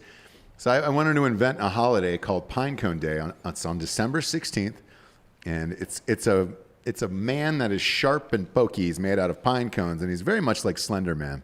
But he's the opposite of Santa. Like, he murders children and he breaks into their rooms and frightens them to death, so that every Pinecone Day, you're frightened for your entire life for 24 hours out of the day. You have to put fires in the chimney, lock all the doors, and it's your fault if Jimmy Tree Legs gets inside your house. Right. It's kind of like The Purge. Yeah, but very much so. But it's Pinecone Day. Pinecone Day. Here it is. But you make these happy dolls like this, and you put them out for the children. You're like, oh, don't worry about it. It's just. It's a lot better than Elf on the Shelf. Like, there's some elf up there, which is stupid to begin with, but the elf is supposedly listening to everything you say. Mm-hmm. But what are they actually going to do? It's a fucking elf. If an elf showed up right now and tried to fight me, I would murder it. The other part because an elf is a fucking midget, right? Like, midget. no, look, we can discuss whether or not there might be a woman on Earth that could beat the shit out of me. I'm sure there are. Like this woman that beat the 61-year-old to death. I'd probably let her do it, to be honest, because that's kind of hot. But if a midget comes in here and tries to fight me, I will kick him right in the face a bunch of times before he could ever even reach me. Not that I'm making fun of midgets or nothing. I'm just saying they're not anatomically prepared to fight a full-grown man. No, they're unless you're Mini-Me and you can launch yourself out of things like that. Do you factor in magic?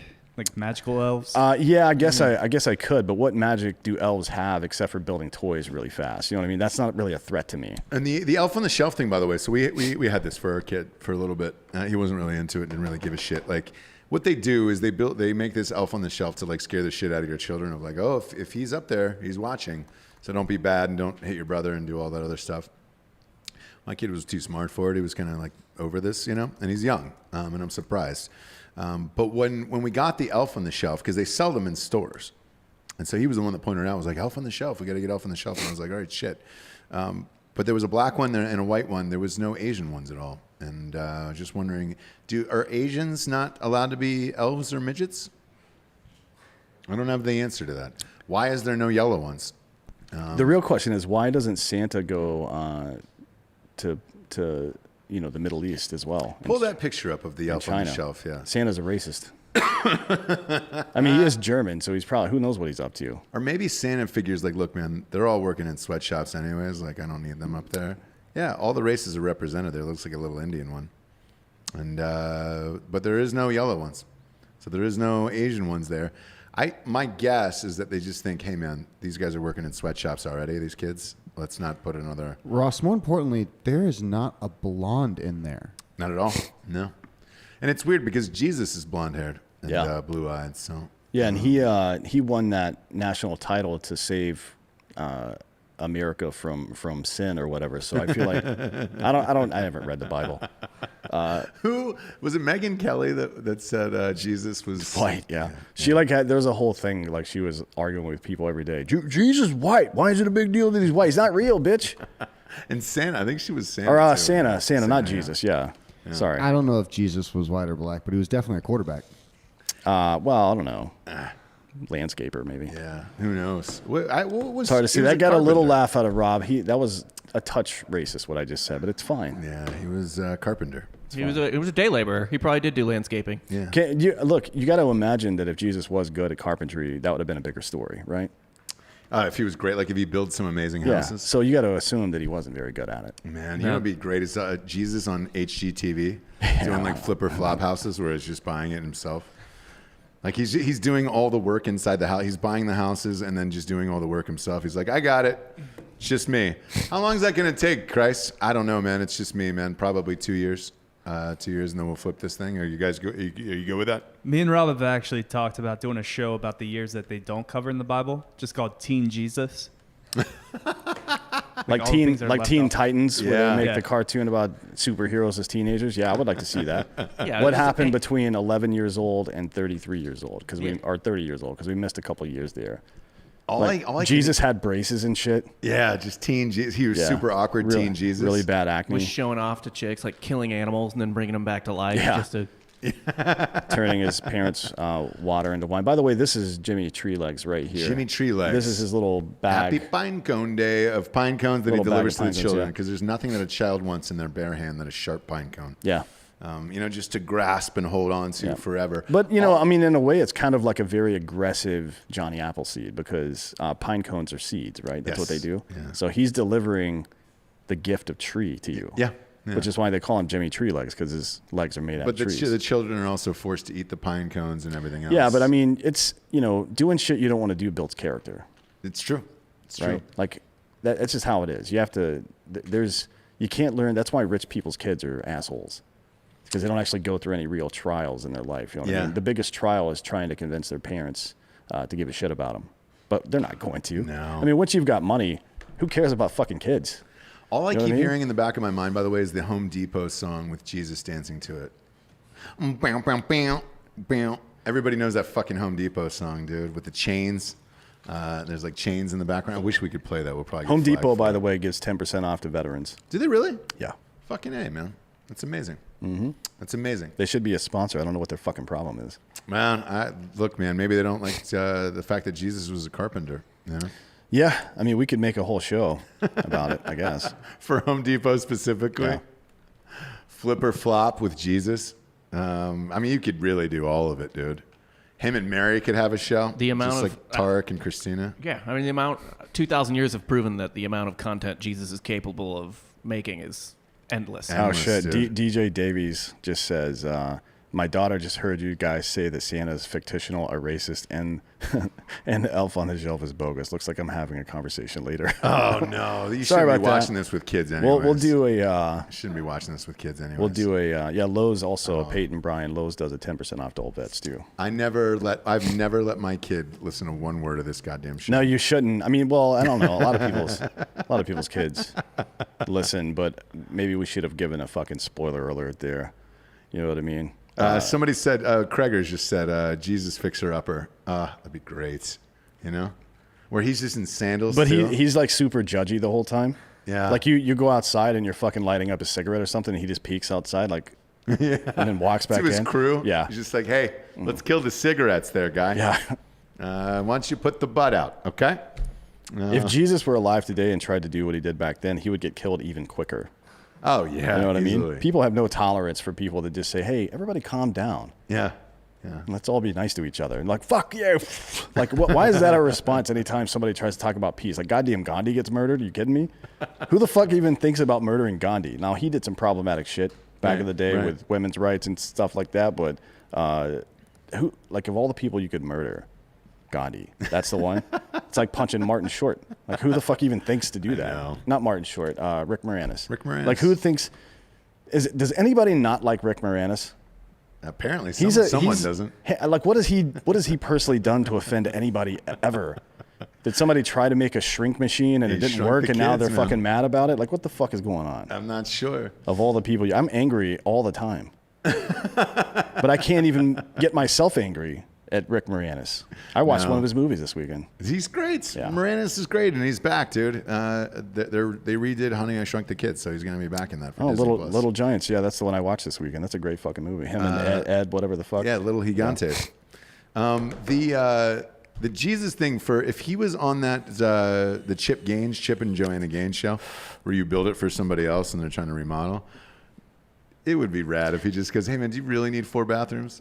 What if we what if we photoshopped one of their or not photoshopped, but what if we edited one of their shows to keep adding him in the background, but he's like using magic to lift shit and stuff like that, and then you see him like turning water into wine in the background. We could do that. Jared could do that. Or the people come into their house like after he's redone it, and there's just crosses of himself in every single room, and you're like, "Oh man, I didn't ask for that." Is that? Yeah, I love everything. He'd probably just leave every single room like totally Spartan. You know what I mean? Like he's like, you don't need this shit. That would be funny if he redecorated somebody's house and you walked in and it was just like all crosses everywhere. Yeah. Although there's plenty of people have made this joke over the years, but do you think if Jesus comes back, he wants to see another fucking cross? No. That's dude. probably not No. the thing he wants. That's like Nicole Brown Simpson coming back to life and you fucking are wearing that jersey right there. Yeah. That's probably not a good look. Oof. Yeah. I think we've covered it all today, kids. Yeah. And I don't know where else we can possibly go from here but up. Because this is definitely a low point in Drinkin Bros podcast history. Oh, that's funny. We're bringing you a high point every day. Jesus getting canceled by liberals.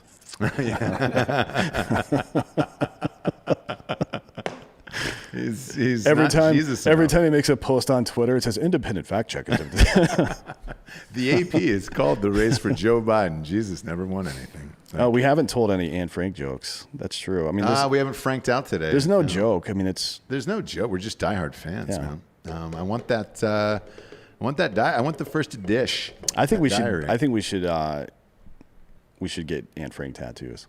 Where does it exist, by the way? What? Where does the first edition of Anne Frank? Where does You the mean actual the diary? sexy version? Yeah. You know the stuff they cut from that, right? Everybody knows, like about her yeah. being a lesbian or whatever. Like And then- masturbating and Yeah. like being a 12-year-old girl, basically. Like, imagine a child writing their private thoughts in their diary and then getting judged for it 80 years after they got murdered by fucking Nazis. Oh my God, dude, we're great human beings, ladies and gentlemen. Welcome to the fucking party.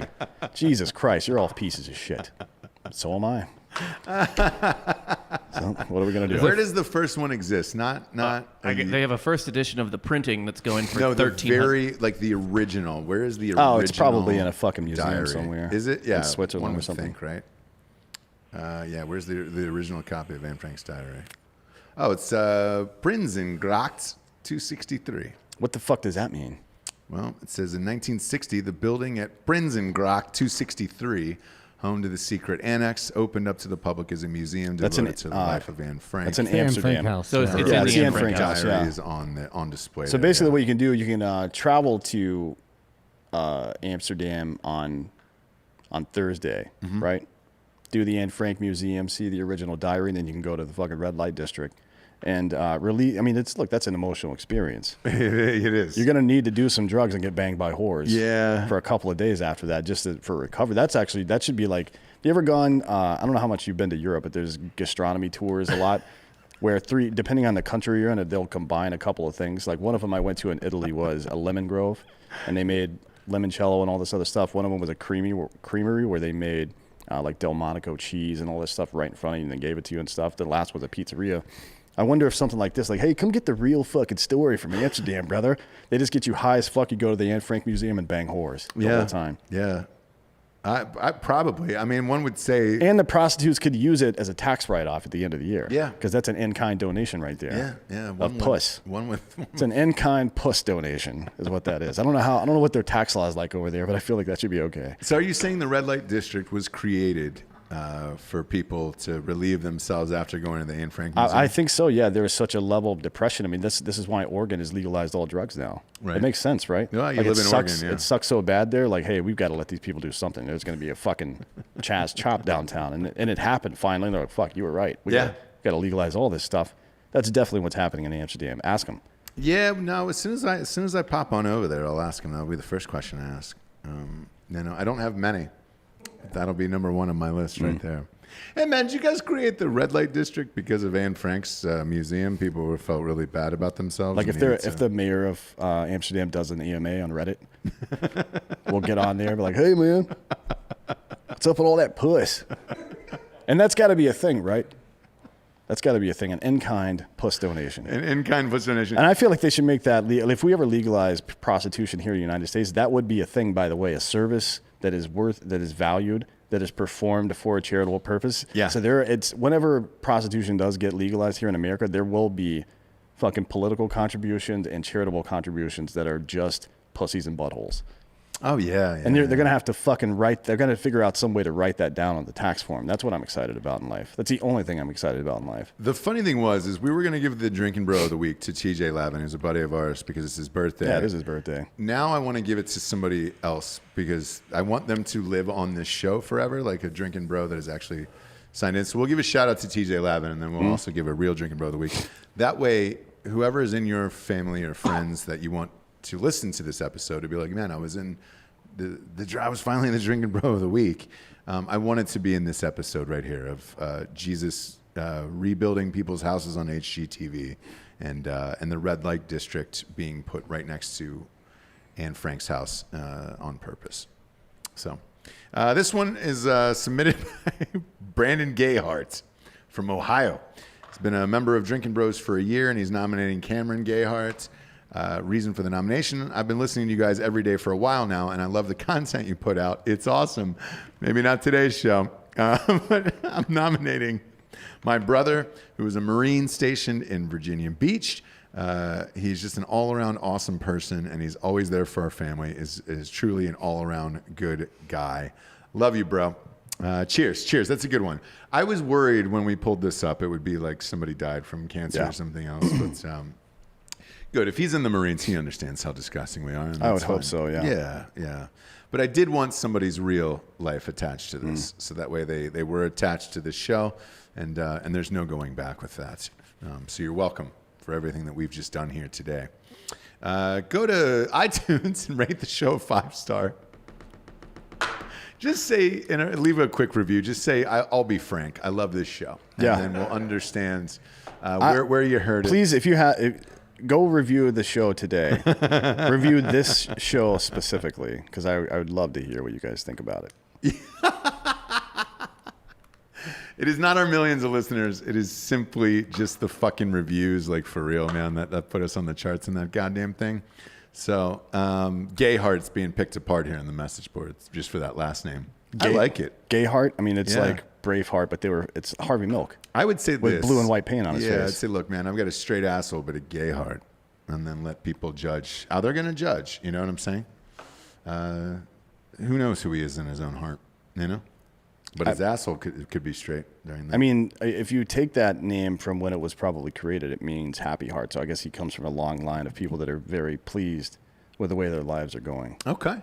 Which is nice, right? Yeah. I mean, absolutely. They've deluded themselves enough to believe this all means something. Good for them. Yeah. So it's not about that last name. It's not about dudes fucking other dudes. No, it's definitely not. It's just about enjoying your life and everything else. It should be. Rebecca Gayhart murdered somebody, by the way. That's the only other Gayhart that I know. Rebecca Gayhart? She's the actress. She was in like Felicity. Pull her up on the screen. She murdered somebody? Yeah, she murdered somebody. Just go to images, click images. Boom. Pop her up on the screen. We'll end it there. You know who this is, right? Yeah, the actress. I'm not seeing anything. She murdered somebody. Oh, vehicular manslaughter. Yeah, there she is. It's not murder.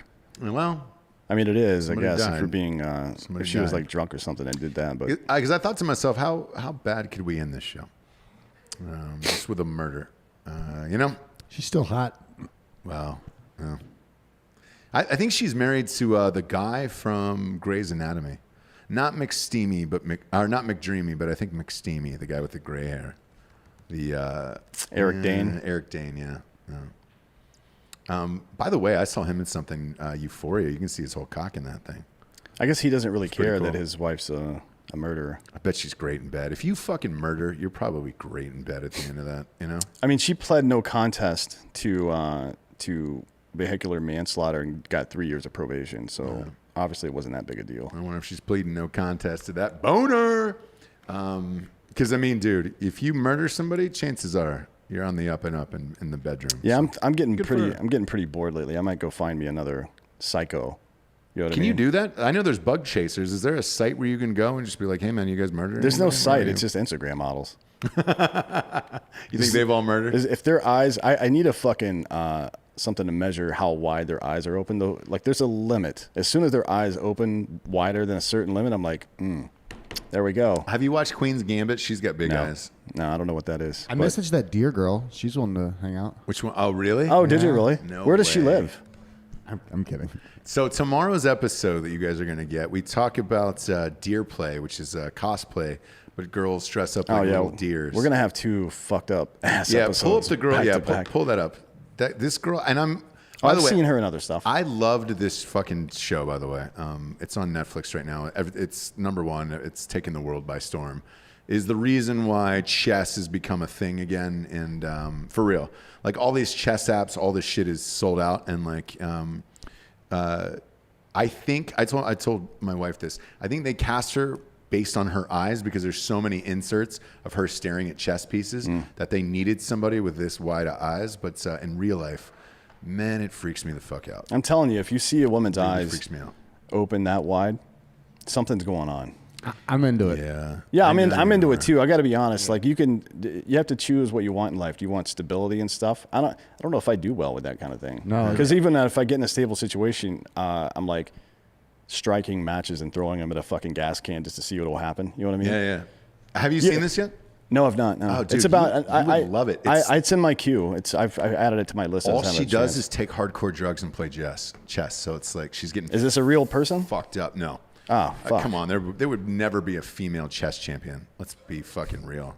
That is a pipe dream. Yeah, we looked that up, didn't we? Yeah, we did. We had to. I was like, fact check me on this, but no female has ever been chess champion. Are there any female grandmasters? Well, the highest there's a female that got up to like number 8 in the world, but but never number 1. So, we're not searching for Brenda Fisher anytime soon. Not gonna. I don't know why either. I don't know why that is, but the show's goddamn delightful. And the other one I started getting into, because everybody asks all the time, like content-wise, everybody's out of shit, is that Nicole Kidman, The Undoing on HBO. I'm about halfway through that fucking thing with Hugh Grant right now. Wow. And it's really goddamn good. So, Yifan Hao, or who, I don't know how you say the word. Sure. Looks like she's probably Chinese. That's racist. Became a grandmaster at 14 years old. Now she's in the top 100, but there aren't a whole lot of women. I think she might be the only one, actually. A lot of dudes in the deep south that became grand wizards at 14. Yeah, that's different. Back in the day. Yeah, different sport, though, right? A different thing. She's 64th in the world. Right now? Yeah, I think so. Yeesh. Oh, no, this is from 2017. I don't know. Oh, is that the girl? Pop her up on the screen. Is this the Asian girl that was number 8? Well, there you have it. Looks like she's wearing some Felix Grays. She might be, yeah. Those are nice glasses. Oh, by the way, I got a shipping confirmation today. From Felix Gray? Yeah, they finally sent me some. The day that we have that, we should get a violinist on the show and just have them play in the background while we wear those Felix Grays. We love their goddamn products, but everybody steals them every single time. FelixGray.com/Drinkin Bros. You can go there. I don't know if you're going to become a chess champion after wearing them, but it'd probably help your odds, to be honest with you. She's 87th right now. Ah, you don't say. Mm-hmm. Yeah, she fell down the fucking wagon. Wonder what happens in that world. Why you just turn shitty all of a sudden, I don't know. Could be like tennis players. You never really know. This is one of those days where we should just stop talking, though, and I know that much. It's only going to get worse. So, yeah, we're going to wrap this up. Tune into Drinkin Bros Sports tonight, where we got a Hot Bob and Fake Dan are doing a college basketball show. Gambling. These degenerates have been gambling all day on games, and they'll give you some hot picks for the week. Subscribe to Drinkin Bros Sports. It is a new channel now. It is a new feed altogether, so you're going to have to subscribe to that podcast individually now. It will no longer be on Drinkin Bros. The show started getting too long, man. So it is its own feed and its own YouTube channel. So subscribe to Drinkin Bros Sports on YouTube. And then D'Anthony and I will be with you live tomorrow on that sports channel. And then our guest on the regular Drinkin Bros, Jared's here. And then we got a guy from Twitch, a Twitch legend on the show. Yeah, Batty. He plays video games professionally, and he's a former sniper. Yeah, it's a fucking crazy ass show. Yeah, we got Jared to drink on it. Yeah, and tomorrow on the sports show we've got Chris Domino. He's an Atlanta sports writer and broadcaster. He does if you are a fan of the teams, he does the Falcons post-game shows. Correct. And he's on the radio there. Yeah. So I'm going to ask him about my fucking endless misery. Yeah, it's going to be pretty Atlanta heavy for part of it, and then we're going to do college football picks tomorrow. Michigan, I hope you bend the fucking knee, you pussies, and don't play this weekend. That would be the greatest thing in my entire life. Man, if they just quit, that's everybody's dream that the other team, like your biggest rival, will just quit and bend the knee. You know what I want to do right now? Damn it, that'd be awesome. There's Red Light some District? there's some rumor going around that Harbaugh might be in contention for the Falcons head coaching job. I would and I feel end my like life on air. I feel like as big as this show is, we could probably have a bunch of people pretend to be Atlanta fans and just demand it and blow up social media and get that ball rolling just to ruin your piece of shit life. No. If that happened, dude, I'll sign that insurance thing we're about to sign. And then just end my life on air. And you got to be suicide's 2 years. Is it really? Got to wait 2 years. Yep. So the contract's got to be good, and then 2 years afterwards. Yeesh. Sorry. Boy, I'd ride out that 2 years at least. Yeah, you could write it out right on back to the new guy, bitch. How about that? New Guy is on Amazon Prime. You can watch that for free now. What I heard. Universal put it up. I'm kidding. I think it was Sony. Either way, join us tomorrow. We will be live on the sports feed, not the regular feed. And the regular feed will have the show with Jared and Batty on it tomorrow. It's a fun, fucking weird, crazy episode. Yeah, it is. For D'Anthony Holloway, I'm Ross Patterson. This is the Drinkin Bros podcast. Thanks for watching and or listening, everyone. Good night.